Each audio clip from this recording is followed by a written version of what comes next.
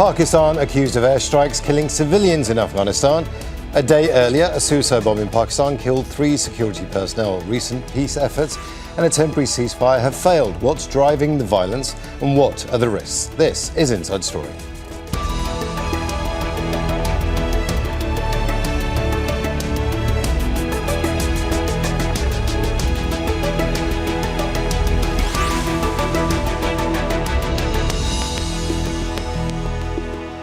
Hello and welcome to the programme. I'm Imran Khan. More attacks in both Pakistan and Afghanistan. The recent violence is in stark contrast to the once close relations between the Afghan Taliban and Pakistan. Several factors are behind the tensions. Among them are the armed groups allegedly linked to the Afghan government, such as the TTP, accused of carrying out attacks in Pakistan. The expulsion of more than 1 million Afghan refugees from Pakistan is another. But they are just 2 parts of a complex story in a volatile region. We'll explore what's driving the escalating tensions and the risks they pose with our guests shortly. But first, this report by Katia Lopez-Horio.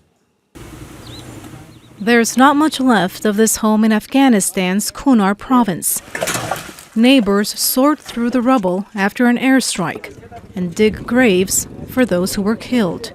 The government blames Pakistan. Our request for the government of Pakistan is this: do not bomb ordinary people. Civilians have done nothing wrong. It's the latest violence between the neighbors, once close allies, now political adversaries. On Monday, a security building was targeted in the northwestern Pakistani city of Peshawar, one of many attacks Islamabad blames on fighters based in Afghanistan. It was a suicide attack at the gate. 3 of our soldiers were killed. There are 2 suicide bombers. An armed group affiliated with Taliban Pakistan, or TTP, has claimed responsibility. Islamabad accuses the Afghan government of protecting TTP fighters, allowing them to operate freely and launch cross-border attacks. Kabul denies this and says Pakistan's problems are internal, accusing Islamabad of violating its sovereignty with airstrikes on suspected TTP hideouts. Tensions boiled over in October when dozens of civilians were killed in both countries, the worst violence since the Taliban retook power in 2021. International mediators, including Qatar and Turkey, have called for restraint and hosted several rounds of peace talks. A ceasefire was agreed in October, but it's only temporary. At the same time, Pakistan has forced hundreds of thousands of Afghan refugees out of the country, some who've lived there for decades, and others who were born there. Along the border, communities are struggling. Families have been displaced, markets have closed, and cross-border trade has ground to a near halt. Look at the market. There are no goods here. Most of them went bad at the border. Many vehicles are stranded here. Traders have been ruined. As attacks intensify, fears are increasing on both sides of the border that this could escalate into a long-term conflict. Katia Lopez-Horio, Al Jazeera for Inside Story. Relations between Pakistan and Afghanistan have changed significantly in the past 2 decades. Pakistan backed the Afghan Taliban for years, but that changed in 2007 when the TTP armed group emerged looking to topple the government in Islamabad. After the Taliban regained power in Afghanistan in 2021, Pakistan hoped security would improve, but attacks surged. More recently, Pakistan has accused its rival India of supporting Afghanistan. Last year was the most violent in Pakistan in nearly a decade. More than 2,500 people were killed. Deep mistrust widened between the neighbours last month when more than 24 people on both sides of the border were killed, soldiers and civilians.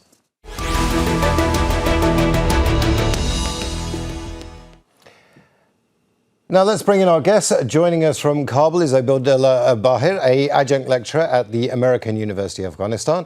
In Washington, D.C., Sahar Khan, a security analyst focusing on South Asia. And Hameed Hakimi is the Associate Fellow in the Asia-Pacific Programme at Chatham House. He joins us from London. A warm welcome to you all. I want to start in Kabul first with Obaidullah. Pakistan's been very clear. It's the Afghan government that is backing the TTP, who are behind these attacks. And more strongly than that, they are saying that this is the Afghan government that's ultimately behind all of these attacks. What do you make of that statement? Thank you for having me on and assembling this great panel. Let me start off with expressing my sorrow and my anger at the deliberate targeting of civilians last night by Pakistani aircrafts. We had scores of children and women killed in the 3 different provinces that were targeted. I think it's worth clarifying to your viewers that these, according to Pakistan, are retaliations for attacks conducted by the TTP. And the Pakistani establishment claims that these TTP fighters operate from within Afghanistan. So I guess it would be helpful to list all the things that the Afghan Taliban have done to contain the TTP and to address the TTP blame that has been put on them.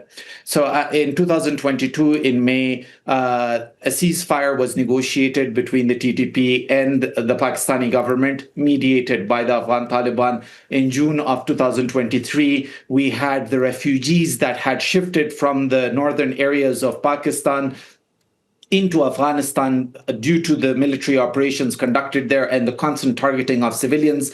The Pakistanis kept complaining that these were groups that could potentially have TTP fighters, so please move them centrally into Afghanistan. The Taliban complied as long as it fixed relations between both countries. Then in August 2023, and the biggest thing yet, is the Taliban Amir issued an edict banning Afghans from joining the TTP and fighting against Pakistan.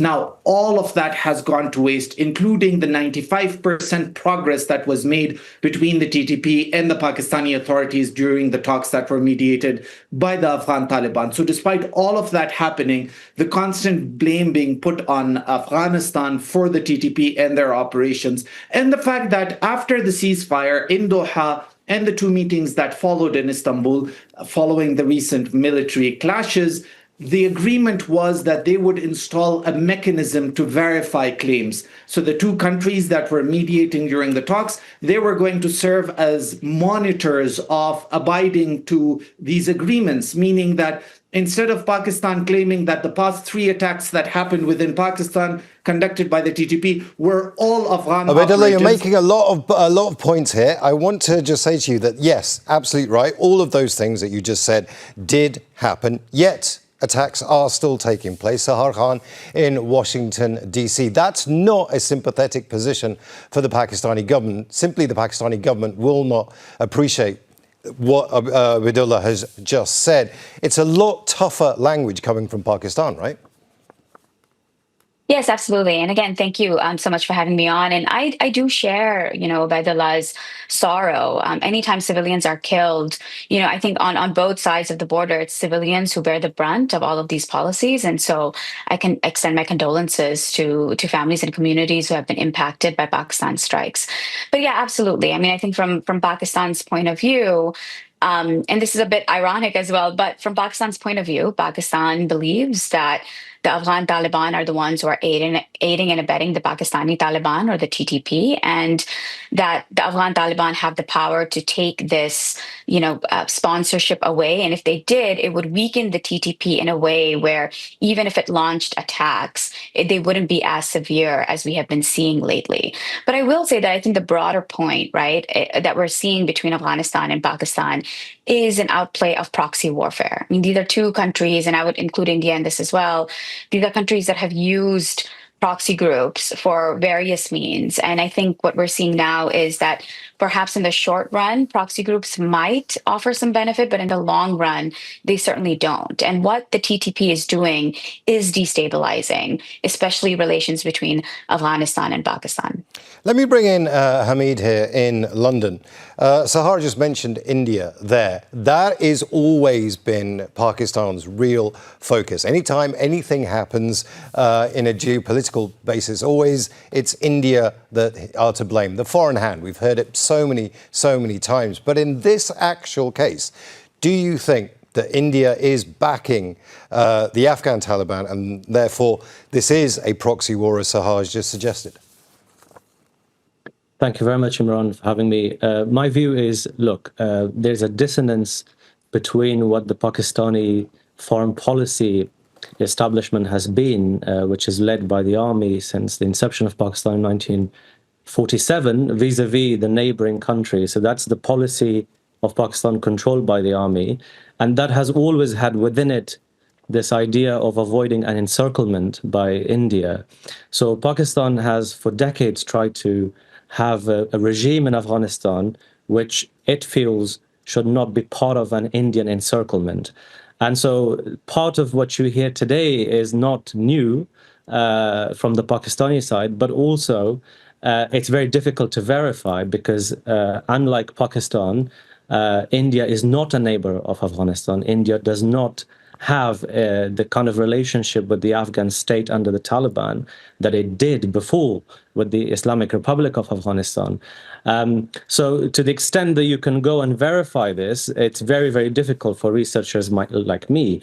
But to the extent that it is a narrative and a discourse that's created internally for consumption within the domestic scene in Pakistan by the military, it's quite plausible that is the case.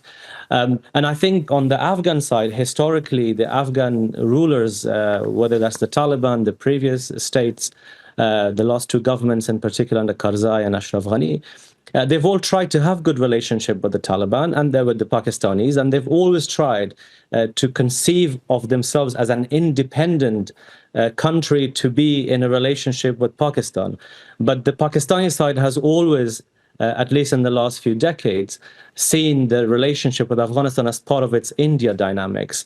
So a little bit of this is to do with the fact that there's a legacy problem in the Pakistani foreign policy establishment, but also, as Sahar pointed out, we're also suffering in this region from the legacy of the war on terror.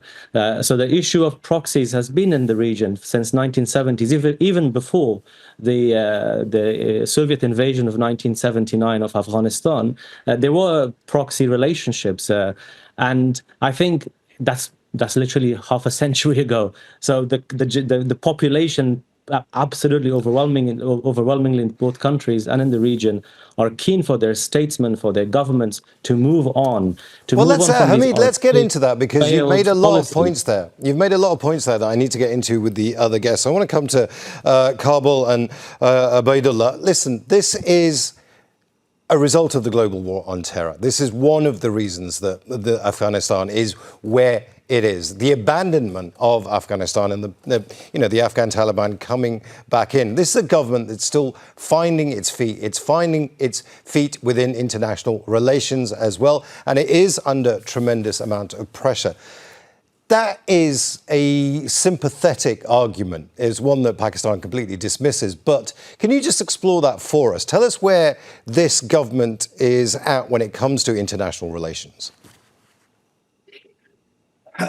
Okay, so it's interesting that you mentioned the war on terror. I feel like it's still the war on terror model, right? The targeting of civilians, the complete disregard for international law, for sovereignties, for borders and territorial integrity. All of those things are thrown under the bus because, hey, there are terrorists that are hiding amongst civilians, which is why I'm going to target and kill children deliberately. Now, just to clarify, I think it's important for the guests to realize that, yes, the Taliban are new to this. They're trying to find their feet. However, they've balanced their diplomacy, specifically their guarantees on the security sector front, quite well, including the Americans being satisfied with them and the cooperation that they have with them, the Russians, the Moscow summits, every other major neighbor does not have security concerns from Afghanistan. Only Pakistan does, right? And then, yes, the Afghan Taliban historically have had ties with the TTP because of their refuge within Pakistan during the war on terror.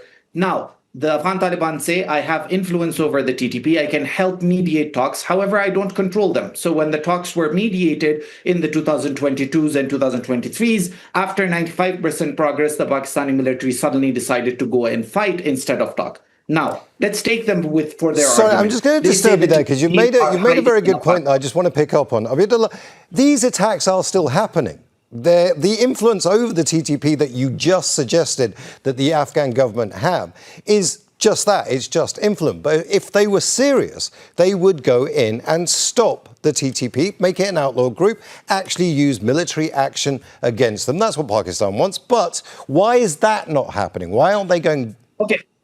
Fair enough, because the Afghan Taliban's argument is that they're not operating from within Afghanistan. Now, even if we take the Pakistani argument that the TTP are based within Afghanistan, now tell me this. The Pakistani authorities laid a fence of 2,600 kilometers along the Durand line. Why is that not working despite $500 million spent on it? The Pakistani military has been building extensive infrastructure on the Durand line to ensure security. How are all these TTP fighters crossing in, day out, and attacking Pakistan? And they say that those are very good questions. I'm going to put those exact questions to Sahar right now. Can you answer any of those questions that have just come up? Yes, absolutely. I mean, I completely understand Obaidullah's passion, but I will say that, look, the border between Afghanistan and Pakistan is porous, and that's always been an issue despite all of Pakistan's infrastructure development there.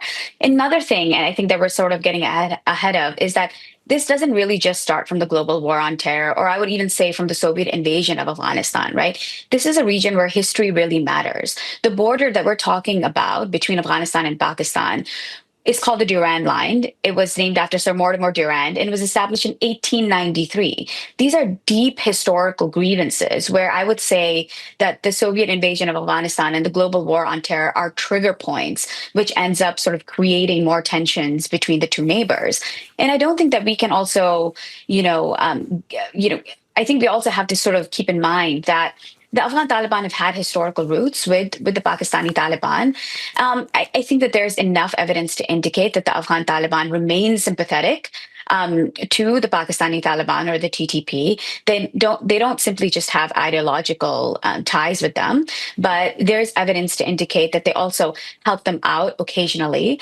And I think this is sort of the problem, right, with these proxy groups. Yes, it is also true that the TTP is an internal Pakistan problem.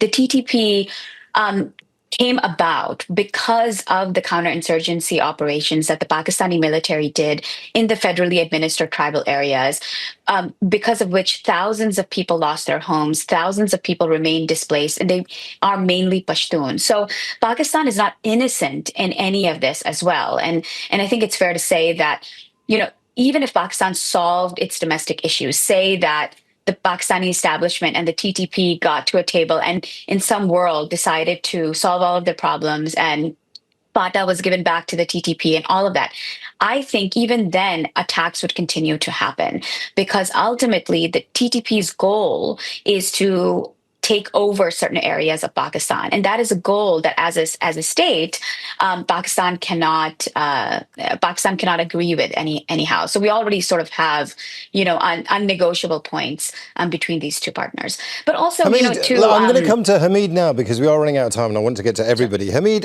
we've got unnegotiable points here that Sahar has just said. There must be a place of negotiation to start. But when you're asking, like the TTP are, to take over a chunk of your sovereign nation, that's just unacceptable. So how do you go forward from there? You blame the Afghan Taliban. We have seen this before. We've seen Pakistan do this before. But is there a better way of doing this? Is there a diplomatic solution, do you think? Oh, we have a lot of historical evidence from around the world, including from Afghanistan, that eventually you have to finish these wars with diplomacy, whether that's diplomacy at a bottom-up local level or top-down, the way we saw from the Doha agreement with the Taliban and the United States in 2020. It will have to be with talks. I think, look, two fundamental challenges are lying here, which I think partly the guests have spoken about.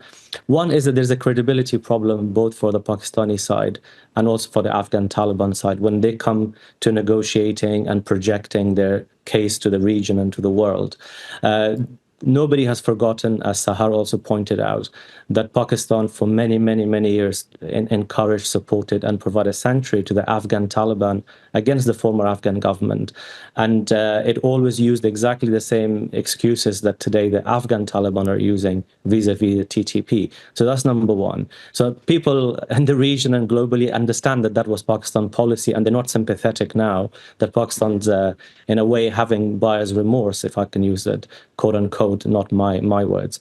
And secondly, for the Afghan Taliban on that side of the Durand, they have a domestic legitimacy issue. They have not been able to produce an inclusive government.